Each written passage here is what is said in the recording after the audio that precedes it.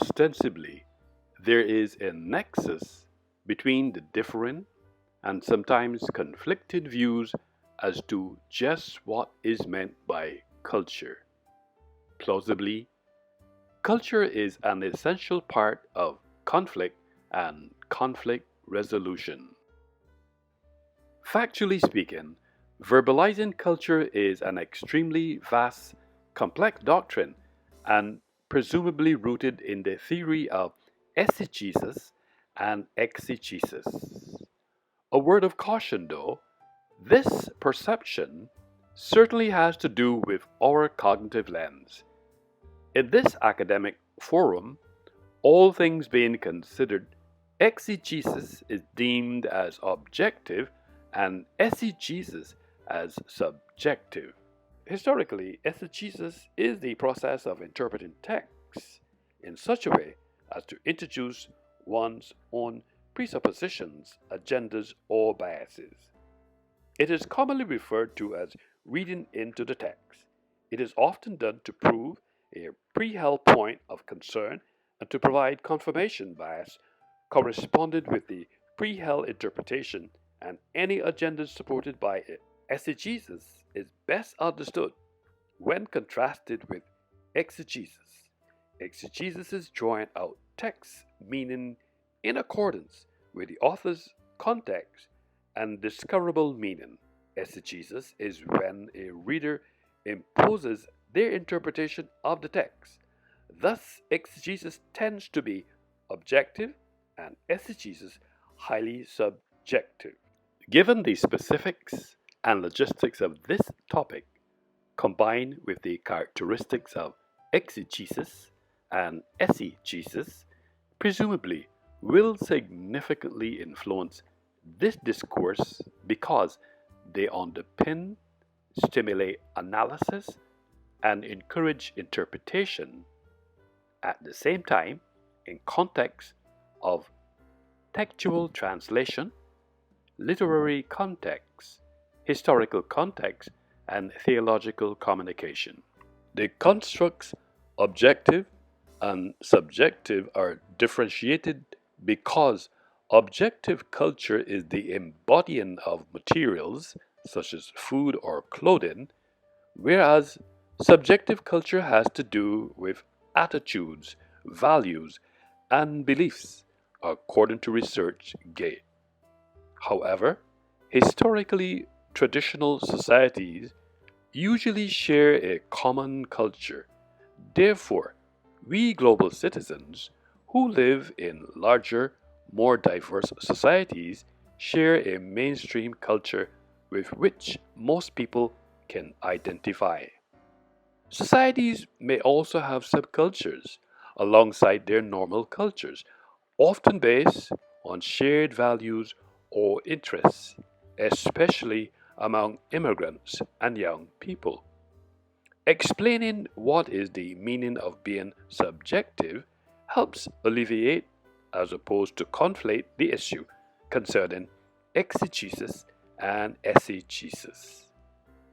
Interesting enough, the more that I demystify and navigate this conversation concerning whether culture is eisegesis or exegesis, I have discovered that the construct subjective has a lot to do with existing in the mind, belonging to the thinking subject rather than to the object of thought, pertaining to or characteristic of an individual, personal, individual, a subjective evaluation, placing excessive emphasis on one's own moods, attitudes, opinions, etc., unduly egocentric. In contrast, being the object or goal of one's efforts or actions, not influenced by personal feelings, interpretations, or prejudice based on facts, unbiased, and objective opinion, not to mention intent upon or dealing with things external to the mind rather than with thoughts or feelings as a person or a book. Equally, Culture is derived from the Middle French culture, which in turn is derived from Latin. In Latin, culture is written as either cultus, culti, colo, or curri. These Latin words can mean fostering, inhabiting, cultivating, tilling, maintaining, tending to, cherishing, worshipping, decorating, and adorning. The Latin curri eventually evolved into cultura, and culturae, meaning agriculture cultivation, training, or taking care of. In medieval Latin, the word used was culturare. This philosophized complex topic is being explained in an expository, metaphorically, through my 50mm lens. This lens captures a very shallow depth of field in my frames about aspects of culture, at the same time focusing my attention on the subject, namely culture, by keeping it in focus while the rest of the frame falls into creative blur as to whether culture is eisegesis or exegesis. That highlighted, the same will also be supported by the ultra-wide-angle lens in landscape photography, capturing a wide view of culture and stretch perspective of the foreground interest of culture that's close to my camera, which is also better at controlling barrel distortion and vignetting culture, while all of this action is done in tandem with my macro lens, which allows me to view the world in a cultural context in close-up, transforming ordinary culture subjects that I see every day into something extraordinary, like an authentic interpretation of culture. Just as in photography and optics, vignetting is a reduction of an image's brightness or saturation toward the periphery compared to the image center. Likewise, metaphorically and philosophically, this technique is expressed in culture because photography is part of culture and culture is part of photography. That said, it should be noted that in the word vignette, from the same root as vine, originally referred to a decorative border in a book. Later, the word came to be used for a photographic portrait that is clear at the center and fades off toward the edges. A similar effect is also visible in photographs of projected images or videos of a projection screen, resulting in a so-called hotspot effect. Vignetting is often an unintended and undesired effect caused by camera settings or lens limitations. However, in this context, it will be used deliberately and introduced for a creative effect, such as to draw attention to the center of the frame. Similarly, in culture, according to Sherere Rabassosi and Alberto Vanolo, fictional vignettes are narrative texts that we academic researchers may invent in order to illustrate arguments or to present their research outcomes. They are stories or situations that do not strictly report factual realities observed by the author, but that in any case implement the heuristic for the arguments that the author wants to raise. We also believe that a vignette is a scene or a descriptive sketch. It might focus on a single moment or an image, or it may give a particular distinct impression of a character or setting. A short story, no matter how short, will have a conflict and a beginning, middle, and end. A photographer may deliberately choose a lens that is known to produce vignetting to obtain the effect, or it may be introduced with the use of special filters or post-processing procedures. In the case of cultural practitioners, since they are conscious of the fact that culture is made up of customs, attitudes, and beliefs that are unique to each group of people, they can encourage and introduce new philosophical ideas and technological advances, which invariably can lead to cultural change. Cultural change in this context can also occur through diffusion when contact with other cultures and ideas are transferred. For instance, when using super zoom lenses, vignetting may occur all along the zoom range, depending on the aperture and the focal length. However, it may not always be visible except at the widest end. In these cases, vignetting may cause an exposure value difference of up to 0.75 exposure value. In psychology, there is a vignette. In psychological and sociological experiments, presents a hypothetical situation to which research participants respond, thereby revealing their perceptions, values, social norms, or impressions of events.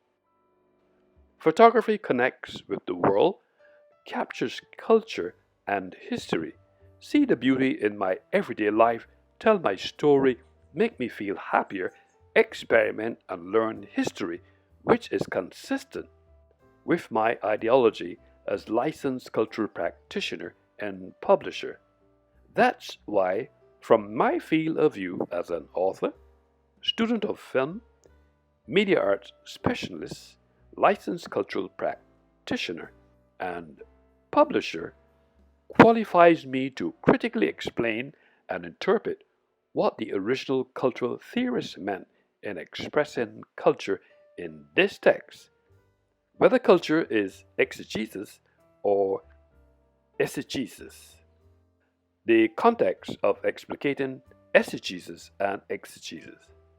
These are critical to this conversation, especially the theoretical question, is culture eisegesis or exegesis? In the process of explaining and interpreting culture through the lens of a photographer, all of the aforesaid assertions are juxtaposed against the definition of culture and textual translation, literary context, historical context, and theological communication. Exegesis includes a wide range of critical disciplines. Textual criticism is the investigation into the history and origins of the text, but exegesis may include the study of the historical and cultural backgrounds of the author, text, and original audience. Other analyses include classification of the type of literary genres presented in the text and analysis of grammatical and syntaxical features in the text itself. Although the terms eisegesis and exegesis are commonly heard in association with biblical interpretation, both are broadly used across literary disciplines. Yet, in this context, there is a difference between eisegesis and exegesis. Exegesis means using the words of the text in Scripture through the lens of their original context to determine their intent. Eisegesis means reading into the text with a preconceived notion. We may have a view espoused by Hope Bollinger. Objectively speaking, this conversation invariably focuses our attention on verbalizing whether culture is eisegesis or exegesis. But the interpretation depends on our cognitive lens. Webster's New Collegiate Dictionary states that exegesis is deemed as objective and eisegesis is deemed as subjective. Eisegesis and exegesis stimulate analysis and interpretation, especially when it is intertwined with vignettes, a term utilized by photographers. In the scheme of things, since subjective culture is a society's characteristic way of perceiving its social environment, it consists of ideas about what has worked in the past and thus is worth transmitting to future generations. Presumably, could Ralph Linton's definition of culture as the way of its members, the collection of ideas and habits which they learn are shared and transmitted from generation to another generation, be construed as subjective? This expository will always be contested, especially since I am arguing whether culture is eisegesis or exegesis. I presuppose that culture is eisegesis and or exegesis, according to Kieran Egan, for my claim that culture is eisegesis or exegesis to be true or even meaningful, my presupposition must be true. Therefore, it would be an absurd strategy to deal only with the claims and ignore the presuppositions, because it may well be that our disagreements are at the level of presupposition. Overall, given the fact that this text has some appearance of symbolism and is philosophized metaphorically through my lens to tell my story, then learning and unlearning and rejecting presuppositions is vital, a view espoused by Carol Updike. During the explication process, the three major theoretical approaches injected toward the interpretation of culture included a functionalist perspective, conflict theorists, and an interactionist perspective. The functionalist perspective acknowledges that there are many parts of culture that work together as a system to fulfill society's needs.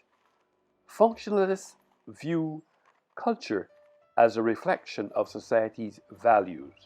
I must add that conflict theorists see culture as inherently unequal, based upon factors like gender, class, race, and age. Not to mention that an interactionist is primarily interested in culture as experience in the daily interactions between individuals and the symbols that comprise a culture. Various cultural and sociological occurrences can be explained by these theories. However, there is no one right view through which to understand culture. Overall, it should be noted that all writers operating in any cultural space, regardless of our ethnicity, we have a subjective point of view, and therefore there is this perception that writing a text or discussing a subject can be subjective, but this depends on the subject matter.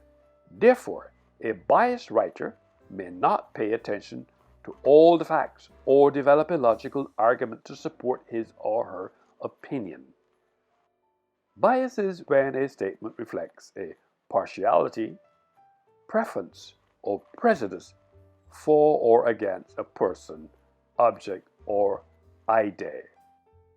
Much of what we read or hear expresses a bias. For example, history, like all subjects, is subjective given that the practitioners are subjects. History is the same, only with two additional problems. First, those who create the source documents for which historians study were all people writing from their own subjective point of view. On the other hand, writers can be objective too. For example, being objective suggests that you are concerned about facts and are not influenced by personal feelings or biases. And if our discourse has more facts than opinions, then it is considered as objective. However, by the same token, if or expressions have more opinions than facts it is subject to. Culture can be eisegesis or exegesis, but this depends on if and when an equal number of facts and opinions are presented. Now that I have established context, metaphorically speaking, in this academic forum through my 50mm lens, ultra-wide angle, and macro lens as an author, student of film, media arts specialist, licensed cultural practitioner, and publisher, qualified me to analyze and interpret culture within the precincts of this text. A novel is culture, exegesis, or exegesis. Whether culture is eisegesis or exegesis does not conflate the issue. At the end of the day, when the proverbial dust is settled and all of the reasons associated with this text were staged and fleshed out regarding the doctrines of exegesis, namely textual translation, literary context, historical context, and theological communication, laid the framework to solidify and validate this conversation. A novel is culture eisegesis or exegesis. It is a pretext to use a lens of interpretation on this stage to frame 9 chapters, which was verbalized in ISBN 978 976 96539191.